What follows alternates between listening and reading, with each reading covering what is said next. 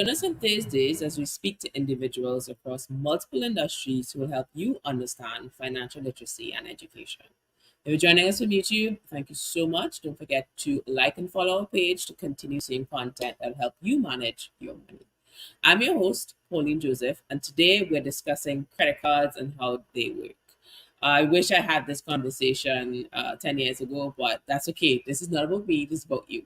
Today, our guest is Kwame Blanchfield. He is the Senior Manager of Group Marketing and Communications at Republic Bank Limited. He's also a graduate of the UAE St. Augustine and possesses a Master's in Business Administration from Heriot Watt University. He's also an avid auto mechanics enthusiast, so maybe he has a fleet of cars we don't know. Let's bring him in. Let's ask Kwame. Hi, Kwame. Morning, Pauline, and thank you for having me once again. Well, welcome back. And let's get into it because I have a lot of questions. Some of them are personal, some of them are external. So let's get into this conversation around credit cards because I've done some research on this and I've realized that we have pretty much a low penetration on credit cards in Trinidad and Tobago. So for those out there who may be thinking about it and not too sure, they're afraid, what is a credit card? Sure. And thanks for that question. A credit card really is a revolving line of credit, which is basically like a loan. So money given to you on a card that you can then use. So it's a revolving line of credit afforded to someone once they qualify for it. They can continuously use that money once they pay the outstanding balance. It's different from a loan, which is a reducing line of credit. So take for example, you have $1,000 given to you as a form of credit, right? That's a line of credit. In terms of a loan, you have that 1,000 and you pay $200 every month. At the end of 5 months, you would have repaid that $1,000. With credit card, once you repay the outstanding balance, you can get back the use of the remaining funds, unlike a loan. So a credit card in that sense revolves, right? You always have the available balance always available to you, unlike a loan that reduces. And that's what makes credit cards so attractive to persons. You have access to the funds again once you have paid down the funds that you have paid that you would have used. I like that comparison with a loan because a lot of us understand a loan, not necessarily the credit cards. And with, Republic Bank having a portfolio of 10 credit cards, there are discussions around points, but let's not even go there yet. I wanted to ask about interest because, there's like an annual interest, there's like a interest on the balance, and a lot of us don't necessarily understand what is an interest on the balance every month versus annual interest. So let's just be basic in terms of credit cards and what does interest mean to a credit card. Right. So first and foremost, credit cards generally tend to be unsecured, meaning you don't provide any collateral. Like if you're taking a loan to purchase a house or an auto vehicle or even required any kind of down payment, you qualify for a credit card and you get access to 5,000, 10,000 TT unsecured. So there's no security on your part, no deposit on your part. Because that loan that you have given that revolves doesn't reduces, you always have use of it. And because it's unsecured, the interest rate is higher, right? And currently across Trinidad and Tobago, all credit cards carry a 24% interest rate that is charged, on a yearly basis. So it's simple interest of 2% per month by 12 months. So that's why you get it 24% for the year, right? And we'll come to APR. That is not the APR rate. That's not the annual percentage rate. And it's not to confuse anyone. It's just that, remember when we were in primary school, principal by rate by time gives you the cost of the loan or the interest. That is simple interest, right? But with the APR, it assumes an APR is a better reflection of your true cost of the payment over a year. So the APR on a credit card that has a simple interest of 24% may actually be around like 26%. Not that create differential. But the point here is whether it's simple interest or APR interest, it is a higher interest rate. It's unsecured. So that's why the interest rates on credit cards tend to be so high, because it's an unsecured revolving line of credit afforded to you. So that's basically the interest rates. And you see most credit cards in Trinidad and Tobago tell you 24%. That's the simple interest calculation of 2% a month multiplied by 12 months for the year. And that's how you arrive at the 24. You spoke about a revolving balance. And is it okay if I touch on that immediately? Of course, of course. Right. So let's just say, for example, and for easy mathematics, you have been given and you have qualified for a $1,000 credit card, right? And it's important to understand that you have to qualify for it. So it's a credit adjudication and a credit assessment that is done on you by the banks. And let's just say you do qualify for a $1,000 credit card, and you would have in 1 month or a month and a half spent half of that, $500, and it's time to repay, right? What? And you would have repaid $200 out of that $500 that you have outstanding for the bank, right? Interest will be calculated on the $300 that you have outstanding for the bank. So that balance that you revolved, that you didn't pay off fully, so that 300 out of the 500, that 300 is attracting the 2% interest per month. You still have $700 available credit to you.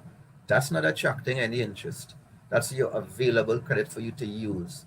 But once you don't pay off the full amount and you revolve a remaining balance, or there's a residual balance at billing, once you get your credit card statements and you don't pay the full amount and you leave back an amount, that is the amount that will attract the 2% per month, equated to 24% simple interest at the end of the year.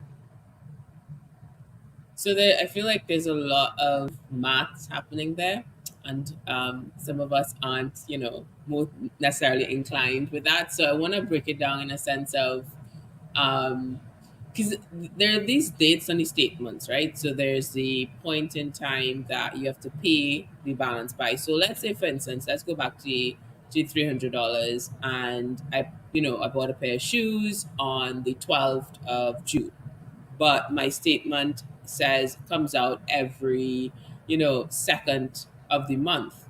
So where does the interest start for that purchase on the 12th of June? Right.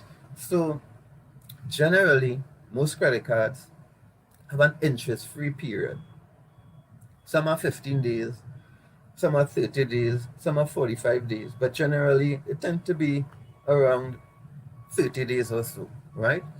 So that means that you have 30 days in which to repay that $300 that you would have bought to purchase that particular shoe, right?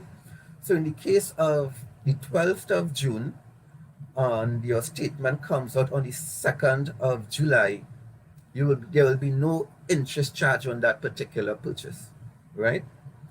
In fact, what you may see is just the amount in your statement, but it will not carry an interest, because it will just tell you this is the amount you have outstanding. Interest will kick in 30 days after. So you haven't reached that 30 days from the 12th of June to the 2nd of July, right? If that's the only transaction that you have done on that particular card, and you have done no further transactions thereafter, 30 days after the 12th of June, interest will start to kick in.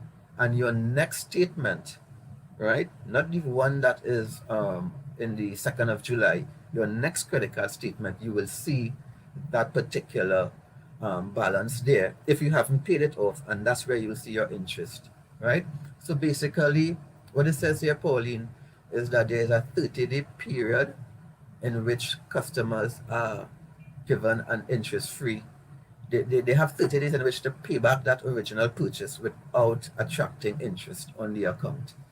If they haven't paid it back within 30 days, interest then applies on that particular transaction, and that's how the credit card statements generate. I do hear you. It could be a bit confusing. I get my statement on this date, and but I have to pay on this date. Generally, that's how the credit card cycle works in terms of the statement. The statement drops on a certain date, and then you have another date by which to pay the outstanding balance, either in full or in part. And if you don't pay it in full and it revolves, that partial payment, that's where the interest kicks in and the 2% is applied per month. And I would like to hear your opinion on the payment of that balance because I think I have a little bit of PTSD when it relates to seeing that statement. I was like, I have to pay all. But you're saying within that 30-day period, there are some things that may have been paid on the 25th of that 30-day period. So it's not necessarily due on the statement date. So do you have a suggestion or maybe best practice in terms of how a person pays off their statement on their credit card? Yeah. And the general rule of thumb is if you can't afford it with cash, um, don't purchase it with credit, right? The idea here is that credit gives you an extended line of credit. That's what it's called, right? A credit card is technically called a line of credit because you always have available these funds. So it extends your purchasing power, even gives you a sense that your disposable income is more, but it's not, right? That's not a factor of your disposable income. So the general rule of thumb is that if you see something and you want to purchase it and it's $500 and you do have that money in your account and you didn't have your credit card, would you have been able to purchase that using cash or debit? And if the answer is yes, then fine, you can go ahead. Now, there are instances when you need the extra buffer that a credit card provides.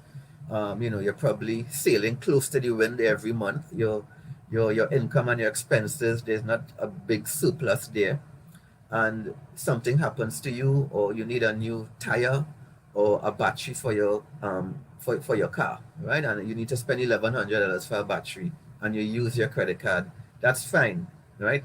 Knowing that you have this amount to pay back, then you look at, do I now my month end activities, do I shave off some of my disposable income or residual income to pay this credit card bill, because the debt still will be there, right?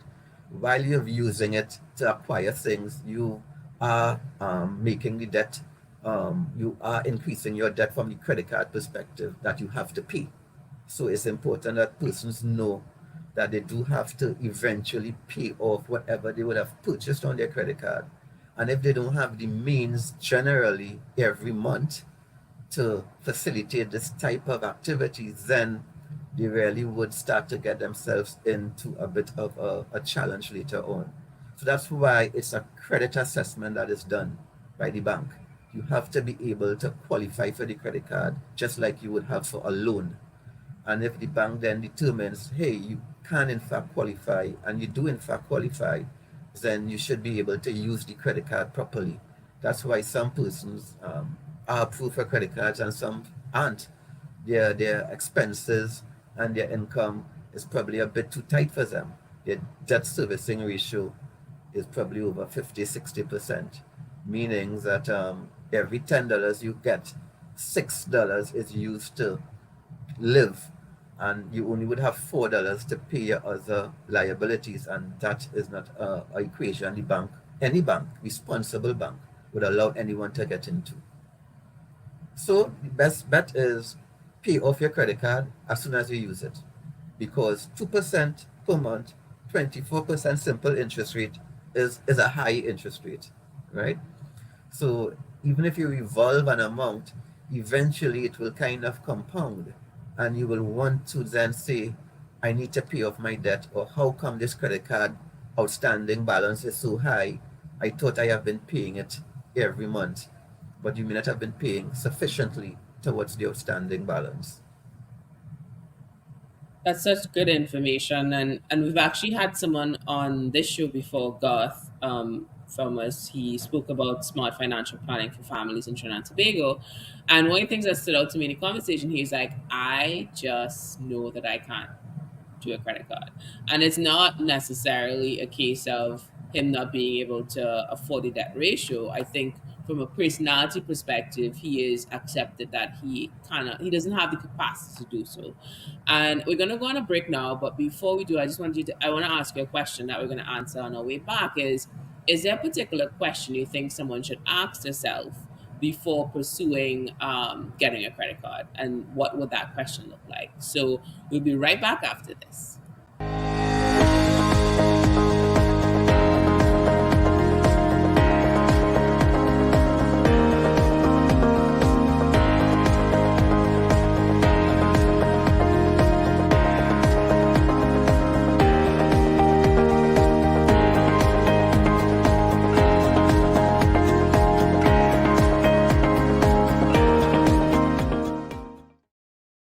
And welcome back to Straight Off the Bat, a show that helps you understand financial literacy and education. Thanks so much for joining us today. And if you're doing so from LinkedIn, don't forget to subscribe to our page to continue seeing content to help you manage your money. Today, we're discussing credit cards and exactly how do they work. Our guest today is Kwame Blanchfield. He is the Senior Manager of Group Marketing and Communications at Republic Bank Limited, and we want to bring him back in because I asked him a real hard question before the break. So let's hope that he can come up to your table. But if you missed it, basically want to know if there's some, a question, a trait, something that we ask ourselves to identify if we're in a position to be able to manage. Because I usually think it's a feelings and emotions thing, but you could tell me what is the question one should ask yourself before applying for a credit card. Yeah. And the question, thanks for that, Pauline. The question someone should really ask themselves, or one should ask oneself, is can I really afford it? Right? And the bank will help you answer that question. But the thing here about really afford it means, can I continuously really afford it? Because unlike a loan, which I indicated is a reducing balance and the monthly installment is fixed, a credit card, it's not like that, right? So you can spend 500 out of a $1,000 limit in a particular month, and you have $500 as an outstanding balance to pay back. You have $500 as an available balance that you can use. Let's just say you pay the minimum, or you pay $100 on that particular $500 that is outstanding, right? And the next month comes, and then you spend from the 500 that is available, you spend 300, right? You now have 300 spent plus the 400 that is revolving. And the question is, did any of these purchases, one could have been done by cash and you could have paid it back? So it's like really, you would not have used a credit card per se, right? And secondly, are they needs versus wants, right? As the emotional shopping, right? As the discretionary spend as opposed to really needs and wants. And that's the question. And that's where some persons say that they lack the discipline because of those combinations. They really either can't afford it, or they can't afford the varying repayment that is required on a monthly basis, and they just feel that I will just buy everything online, or I will just shop in the mall till I drop until the credit card burns out. So the question is, could you really afford it, and how disciplined you are? But I really want to say that credit cards, once used properly, can be an advantage and an asset for persons. So it's really to understand your own personality, your own financial position.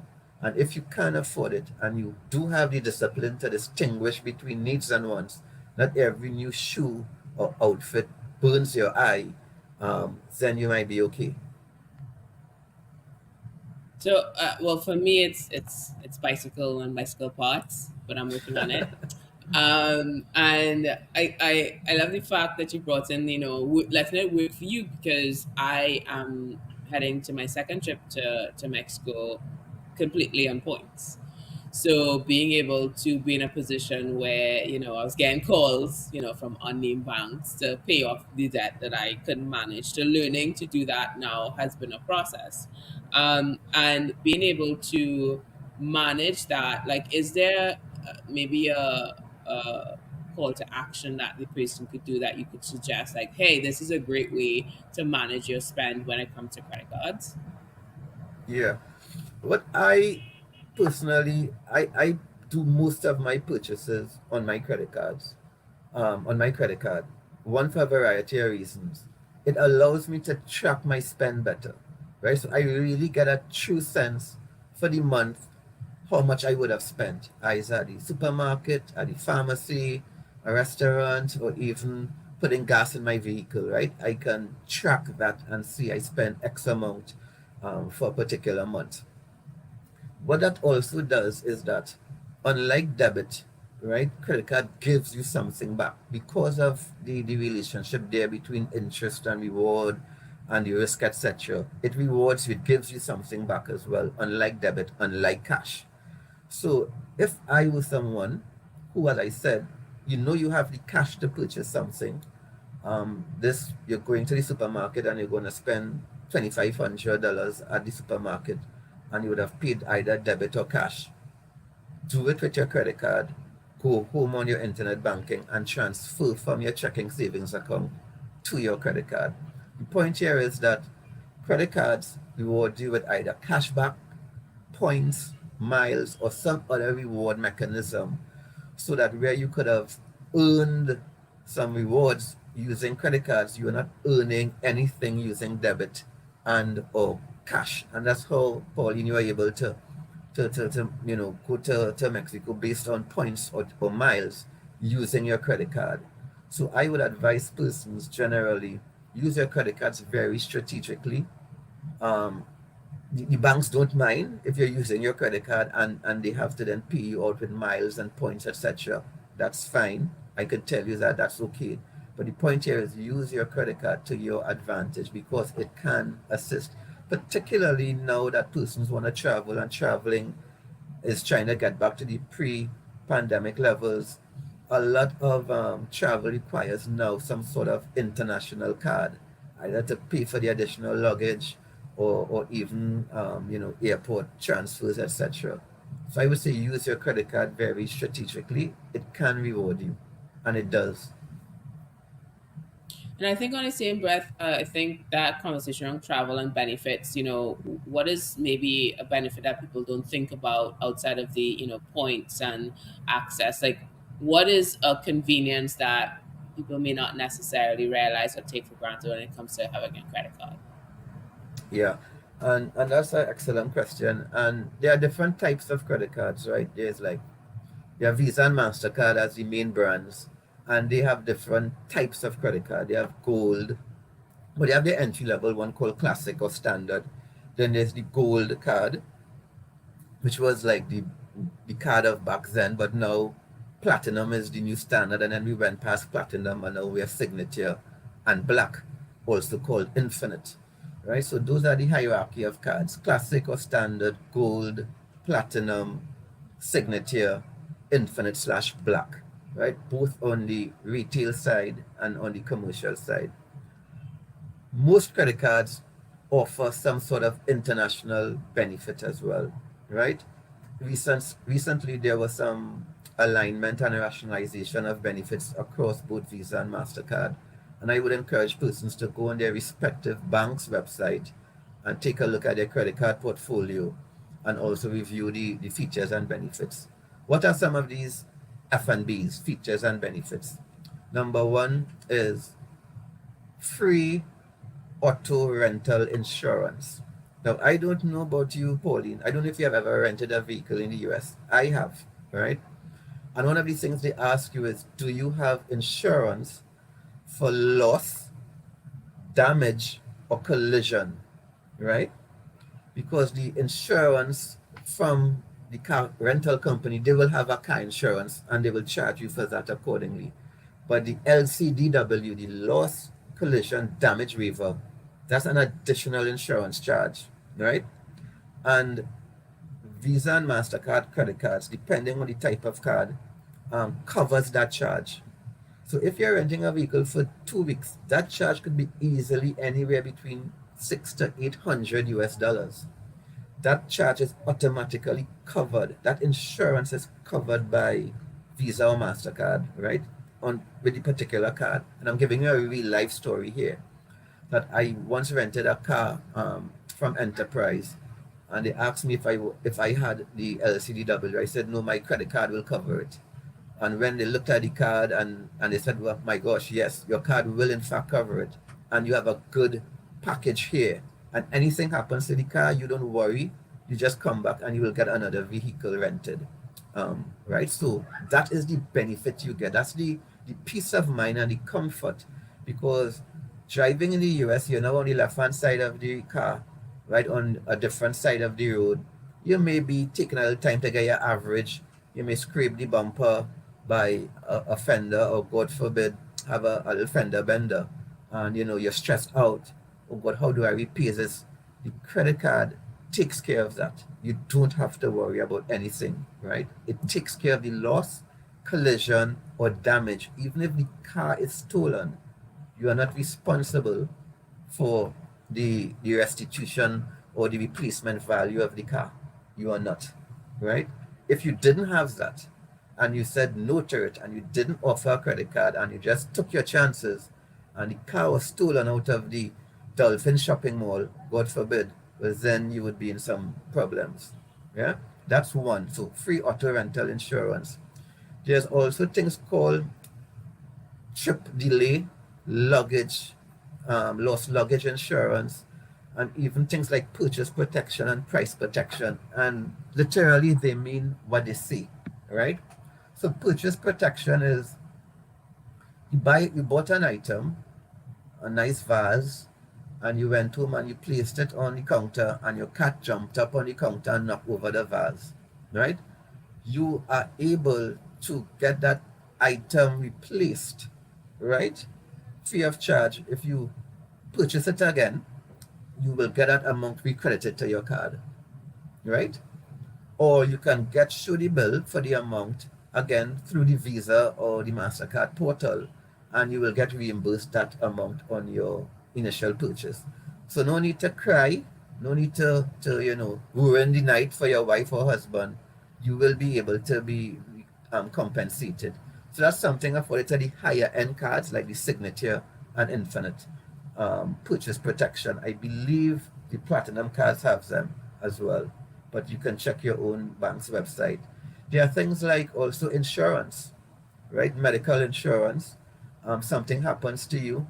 I know of a customer went on a cruise trip, and slipped and damaged his hip, and had to spend 6 weeks in the US, and came home and continued with the medication and remedial efforts.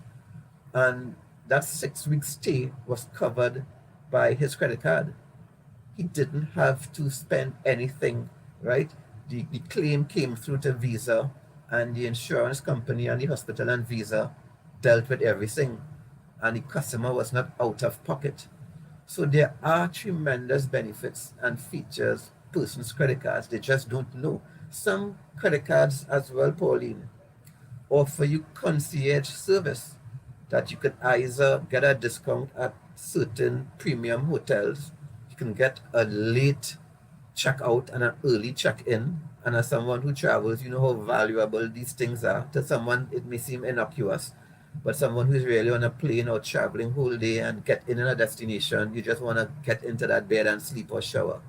A early check-in and a late checkout, tends to be tremendous value. These things are afforded to persons on their cards. So there are very many opportunities, very many features and benefits on credit cards that persons need to know of, other than it's a line of credit. Thanks so much for that, because yes, I do relate to the convenience of having access to credit card facilities, and as well as the idea of just existing in this world requires insurance, right? So to have the support of your credit card is another weight off your shoulder. And you spoke about the line of credit, and I really want to get into that because earlier, before we came live, I was asking about the options of credit cards at Republic Bank, and obviously there's an entry level credit card that may not necessarily give you the perks that we're talking about, but how does one build that line of credit to be able to say, okay, I will eventually get this credit card that will allow me these perks. So if you have any advice for folks who are, watching and thinking about it, we want to give them some advice right after the break. We'll be right back. Sure.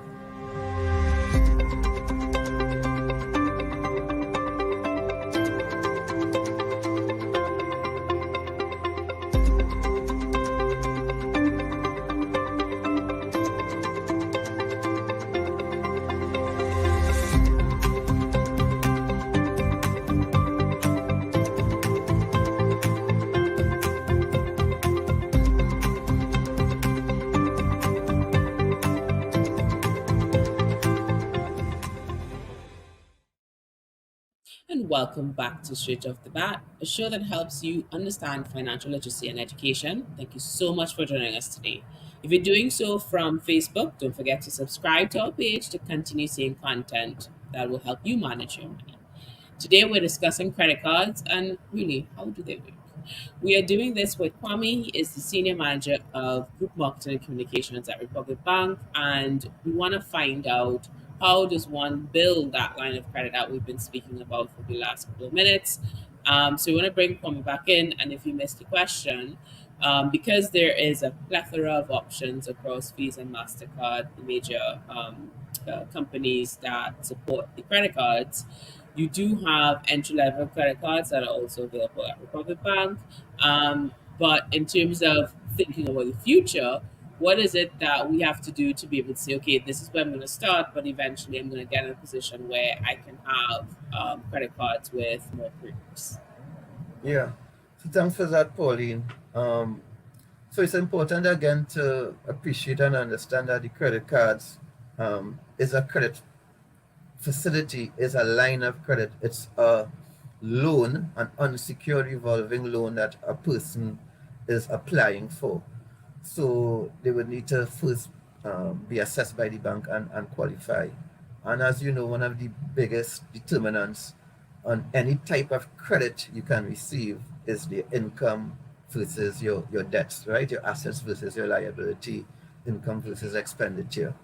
So credit cards, if your income generates like 5 to 7 thousand per month, even 8, the entry level credit cards may be classic slash standard because they have different names like Visa and MasterCard. Visa Classic, MasterCard Standard, or a Visa Gold or a MasterCard Gold. That will generally be your two type of cards for income of around 5 to 8 thousand, or less than $8,000, I should say, right?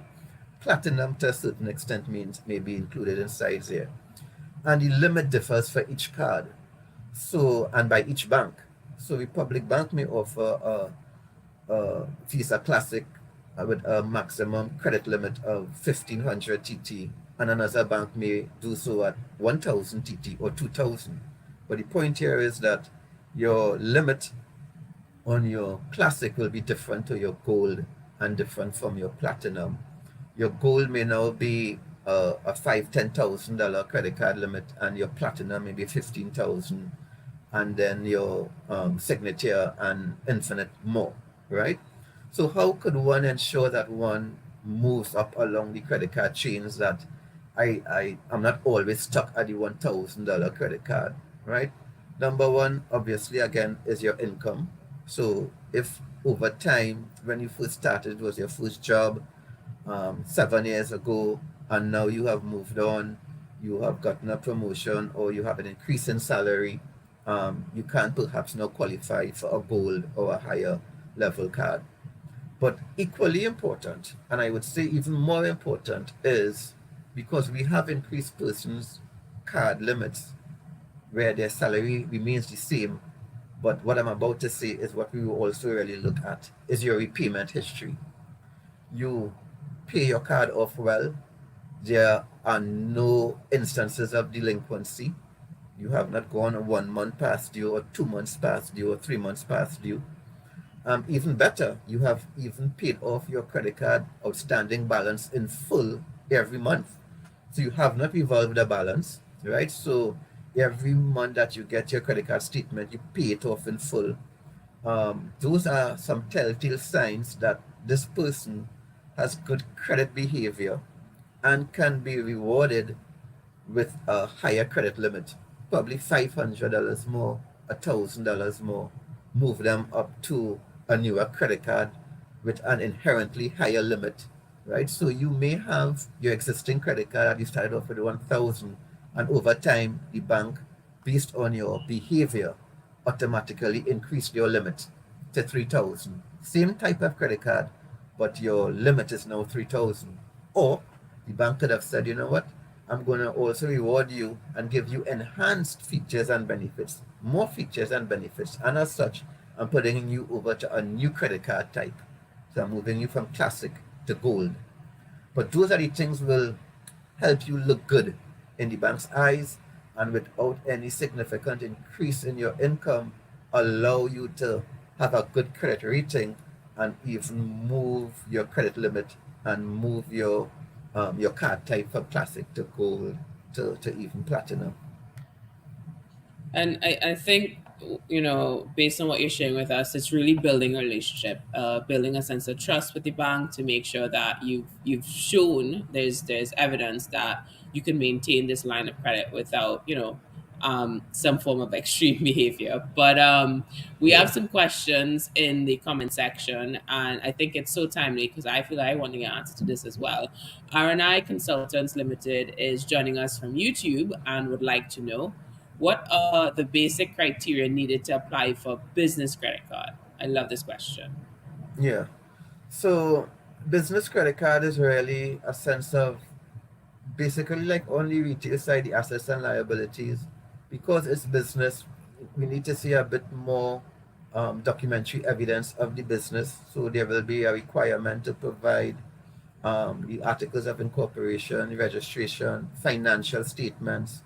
If you don't have financial statements, management accounts, or at least a sense of the income and expenditure of the business, so that we are able to make an assessment and determine the credit limit to afford the business on the corporate card, right? So it's a similar type of risk assessment.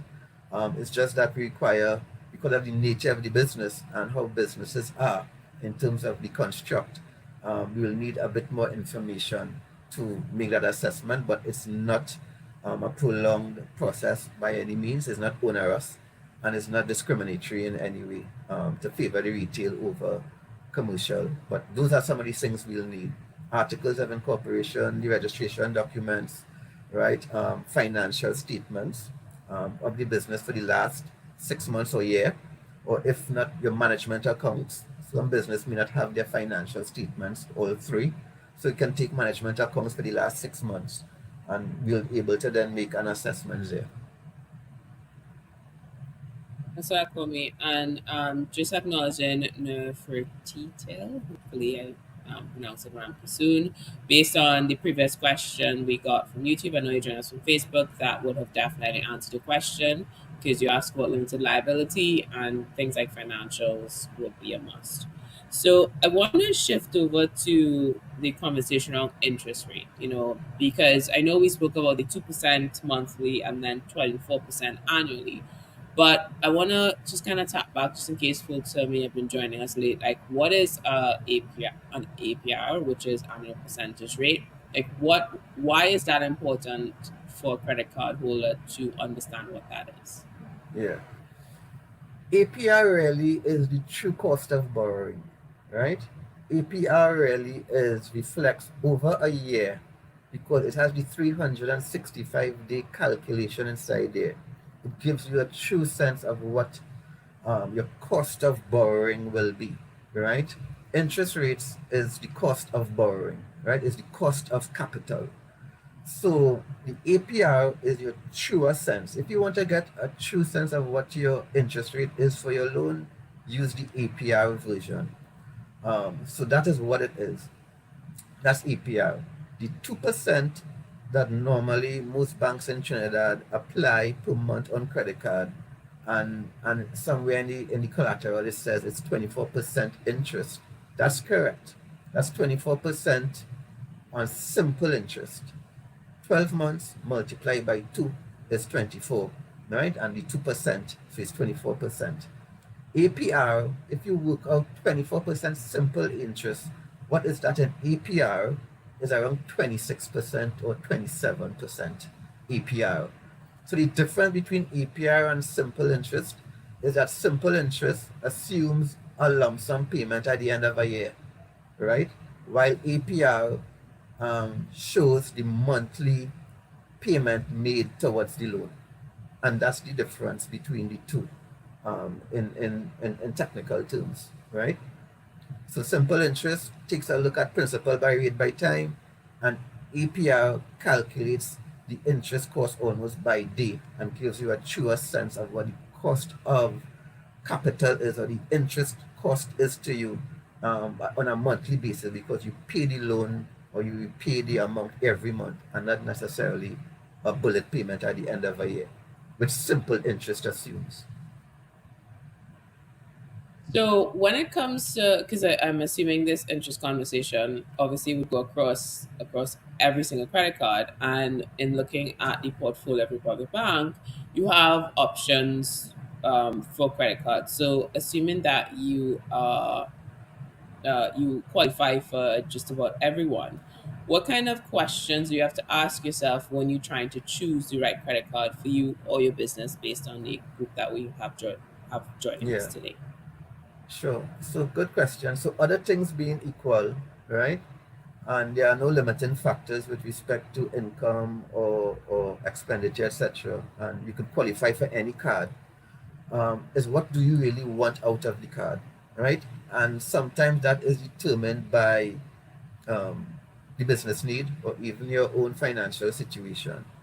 So some businesses, and generally you would find smaller or the MSMEs, micro, small, medium enterprises, require and utilize line of credits and business credit cards in addition with other line of credits like overdraft as a form of working capital, right? As a form of keeping their business going. So they use that for that purpose. And as such, their features and benefits may not appeal to them as if it was a bigger corporate client, right? Like a multinational who use their credit cards for more cost management and monitoring. So they want to see that their employees, what the employees are spending on when they travel, right? Or they use this for lodging and airfare and accommodation, and it manages that whole traveling expenditure and logistics for those employees. Persons use credit cards for that, the bigger corporate. Smaller companies use it for, as I said, working capital, financing, and even getting access and extra credit so they can run their businesses.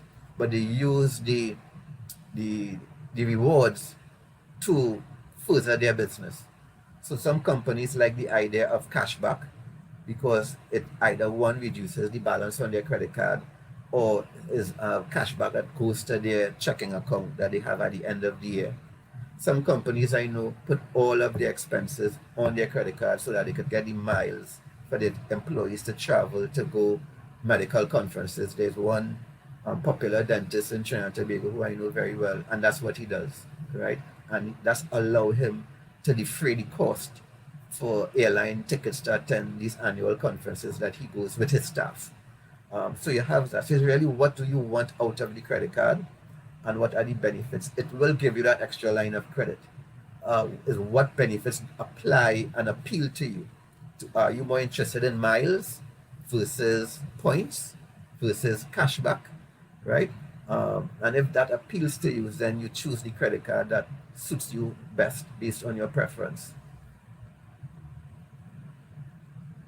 That's some good insight for everyone who's watching us now and eventually will check this out when we are replaying. Because don't forget, If you missed whatever we said earlier, once we do the live show, it's a recording that you could check across the platforms.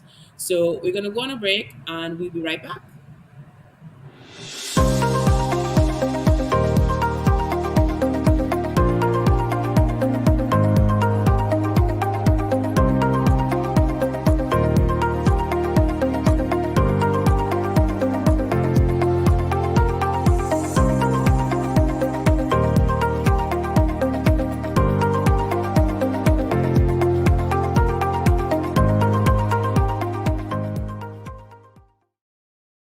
And welcome back to Straight Off the Bat, a show that helps you understand financial literacy and education. Thank you so much for joining us today. If you're doing so from YouTube, don't forget to subscribe to our page to continue seeing content that will help you manage your money. Today we're discussing credit cards and how do they work with Kwame from Republic Bank Limited. We're going to bring him in because we have so much to cover. We've discussed, interest because let's be honest, some of us just don't want to pay it. And just understanding the dynamic of what it means to have a credit card, especially if you are looking to build your line of credit. Now, we spoke about, being able to qualify for certain things. We spoke about interest and the 2% and 12%. If you missed it, don't forget it will be on a replay when we are finishing live. But how does one build a credit history without a credit card? Is how does that work? Is it a case of you just have to show income versus expenditure?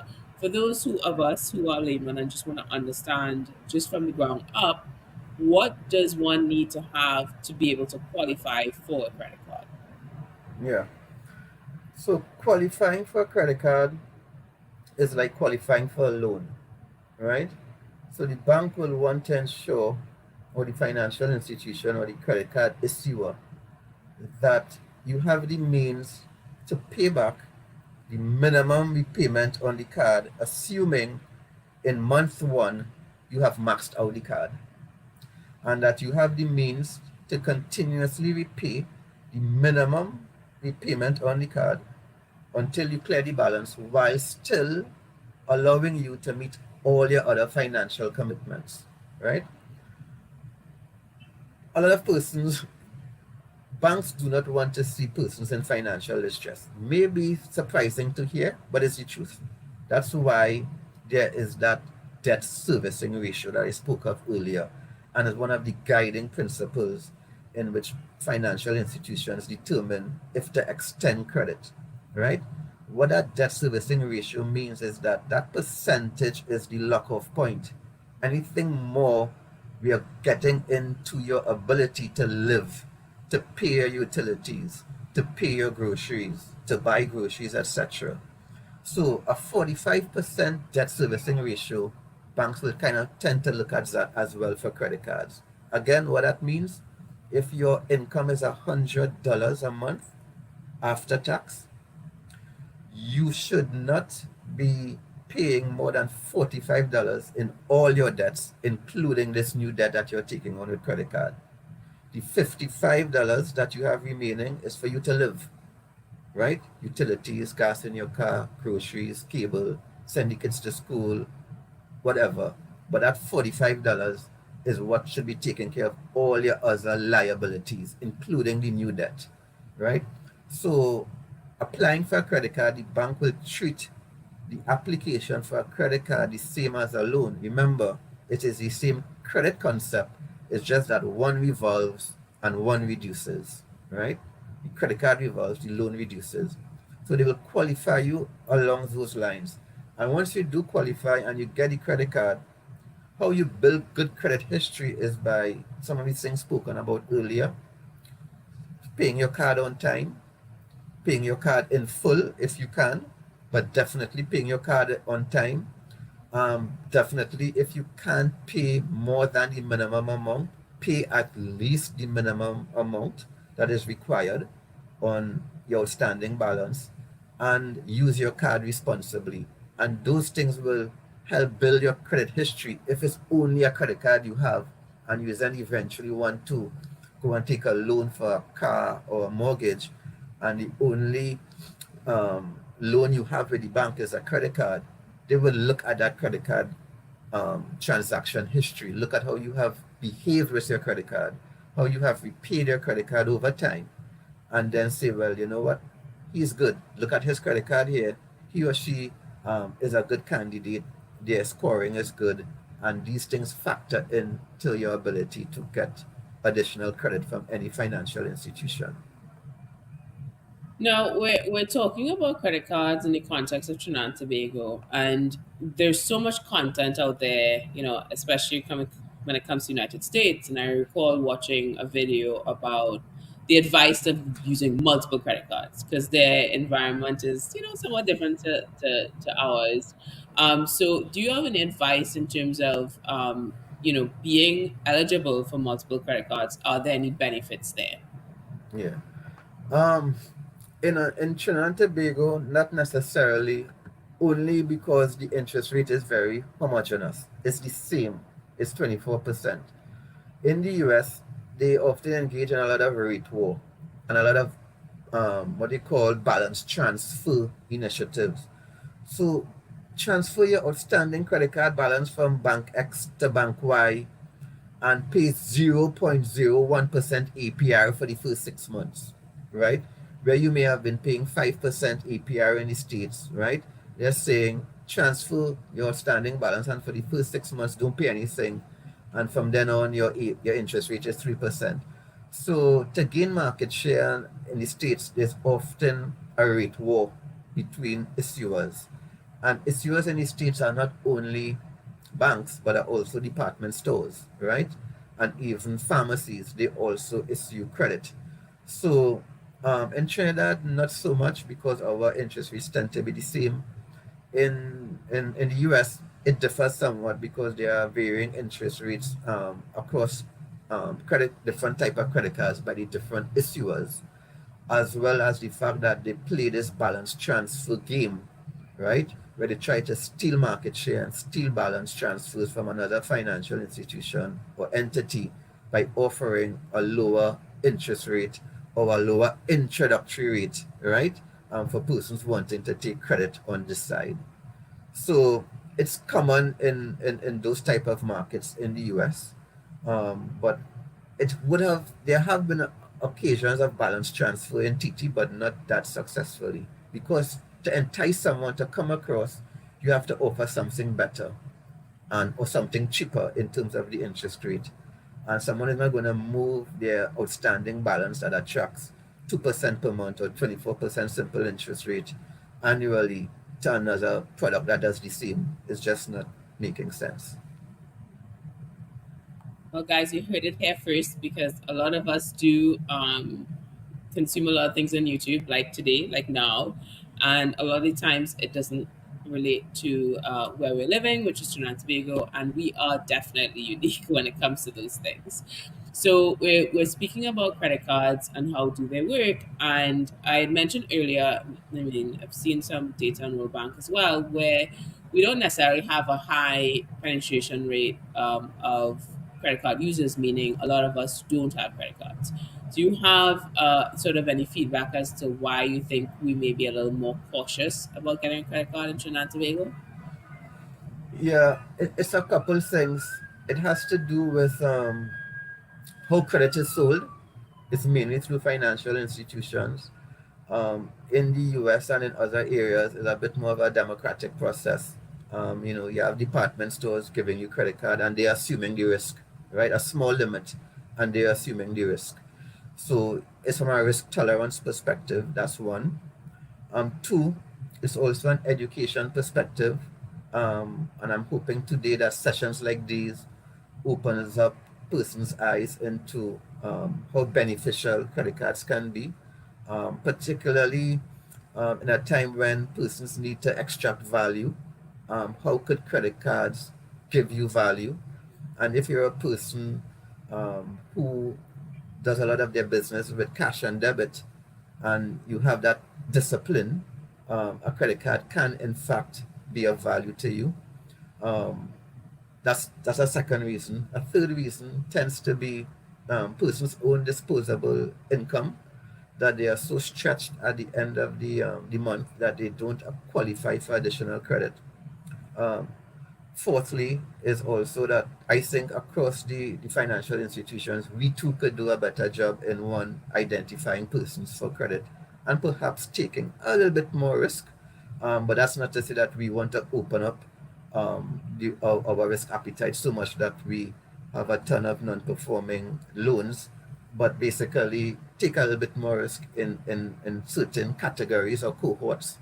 And I would like to say that Republic Bank has recently done that, where similar to the United States, where you graduate from university, you see a credit card in your mailbox. Well, we have taken a calculated decision based on some internal parameters that we will offer $1,000 credit line to university graduates. Right, once you graduate out of university, no questions asked. We'll take that chance with you. And that's something ongoing right now.